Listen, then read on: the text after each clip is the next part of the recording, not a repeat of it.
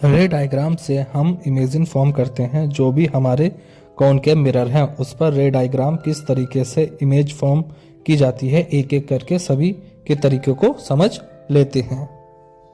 सबसे पहले यहाँ पर कहा गया है when object at infinity.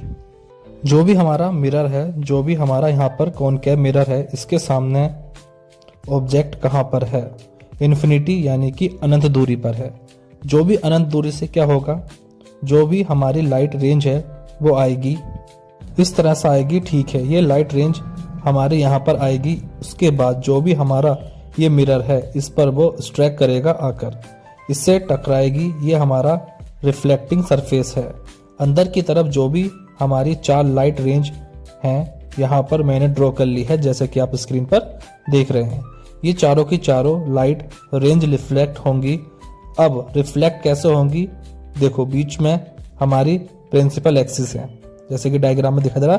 Infinity से जो भी लाइट रेंज आई है ये चारों की चारों ये क्या है?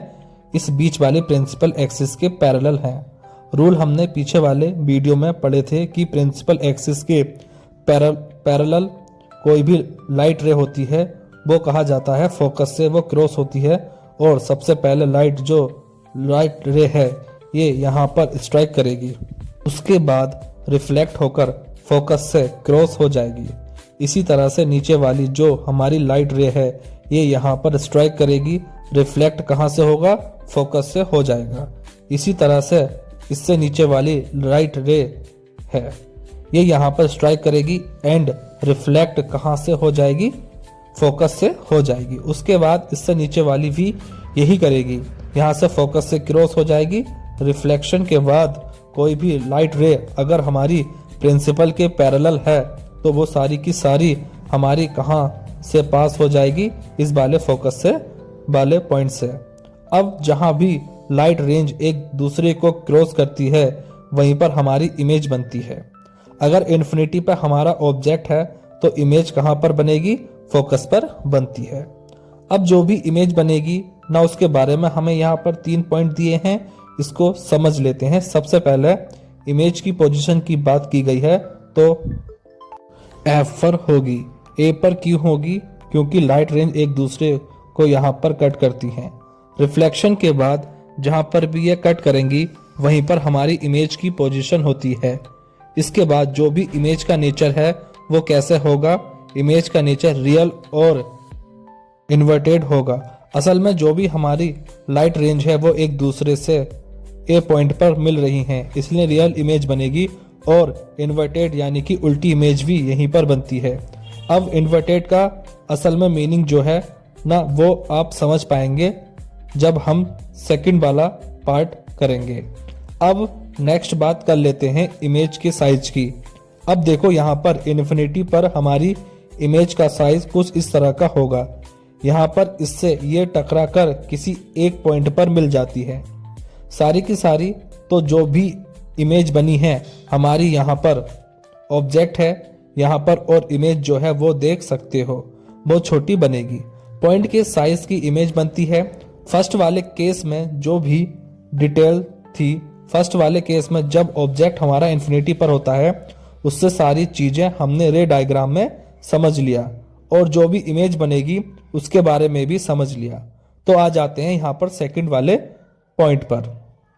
सेकंड वाले पार्ट में कहता है, यानी पॉइंट में कहता है when object is beyond C. जो हमारा सी वाला पॉइंट है इससे दूरी पर होता है हमारा ऑब्जेक्ट। तो यहाँ पर मैं एक ऑब्जेक्ट बना लेता हूँ। मान लो ये हमारा ऑब्जेक्ट मैंने बना लिया है। चलो और थोड़ा सा बड़ा मैं इसको बना देता हूँ, एक बड़ा सा ऑब्जेक्ट यहाँ पर मैं बना लेता हूँ। ये मेरा ऑब्जेक्ट यहाँ पर बना दिया है मैंने। अब जो भी ऑब्जेक्ट मैंने बनाया है इसके हेड ऊपर की तरफ हेड होता है ना, इससे हेड से मैं लाइट रेंज ड्रॉ करता हूँ। इसके हेड से सबसे पहले तो जो भी मेरी प्रिंसिपल एक्सिस है इसके पैरेलल एक रे यहाँ पर ड्रॉ कर लेता हूँ। ये मैंने ड्रॉ कर दी। जो भी प्रिंसिपल एक्सिस के पैरेलल यहाँ पर मैंने लाइट रे ड्रॉ की है, पैरेलल क्या करेगी? फोकस से वो क्रॉस होती है तो ये फोकस पे जाएगी ऐसे क्रॉस, इधर से वो रिफ्लेक्ट हो जाएगी। ठीक है, प्रिंसिपल एक्सिस के पैरेलल आई फोकस से ये क्रॉस हो गई। रूल हमने पीछे वाले पेज पर पढ़ा था। इसके बाद एक और लाइन में ड्रॉ कर देता हूं जो सेंटर ऑफ कर्वेचर से क्रॉस होकर यहाँ पर हेड से सेंटर ऑफ कर्वेचर से होती है। इस मिरर की तरफ जाएगी जो इस तरफ से मैं एक लाइन ड्रॉ कर देता हूं। यहाँ पर क्या होगा, जो भी मेरी लाइन मैंने सेंटर ऑफ कर्वेचर से ड्रॉ की है, पीछे वाले पेज पर हमने रूल क्या पढ़े थे, सेंटर ऑफ कर्वेचर से जो भी यहाँ पर इंसिडेंट लाइन होगी वो उसी पथ पर वापस चली जाती है। यानी कि यहाँ से हमारी रे आएगी, ठीक है, ऐसी हमारी रे आएगी और इसी पथ पर वो वापस भी चली जाती है। यहाँ से आई हमारी रे उसके बाद टकराकर ये वापस इसी पथ पर जा रही है। जब वापस जाएगी तो यहाँ पर एक दूसरे को कट करते हैं, जहां पर भी कट करते हैं वहां पर इमेज बन जाती है। जैसे मैंने यहाँ पर एरो बनाया था तो उसकी इमेज ये वाला एरो बना रही है। आप देखो इसकी एरो की डायरेक्शन ऊपर की तरफ है लेकिन इमेज की डायरेक्शन इसकी नीचे है।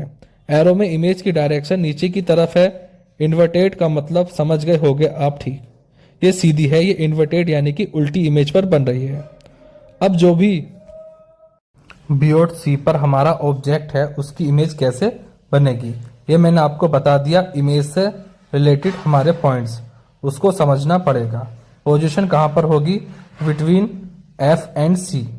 अब देखो फोकस हमारा है और जहां भी हमारा सेंटर ऑफ कर्वेचर है उसके बीच में हमारी इमेज की पोजीशन होती है। रे डायग्राम में भी वहीं पर हमें मिल रही है। उसके बाद इमेज के नेचर की बात कर लेते हैं। रियल होगी क्योंकि असल में हमारा लाइट रेंज एक दूसरे को कट कर रही है तो रियल इमेज बनेगी। इन्वर्टेड यानी कि उल्टी होगी। एरो यहाँ पर सीधा है और यहाँ पर इमेज में उल्टा है तो इन्वर्टेड इमेज बनेगी। और साइज कैसा होगा, स्मॉल साइज। आप देख सकते हो यहाँ पर बड़ा साइज है ऑब्जेक्ट का लेकिन इमेज उसकी छोटी सी बन रही है।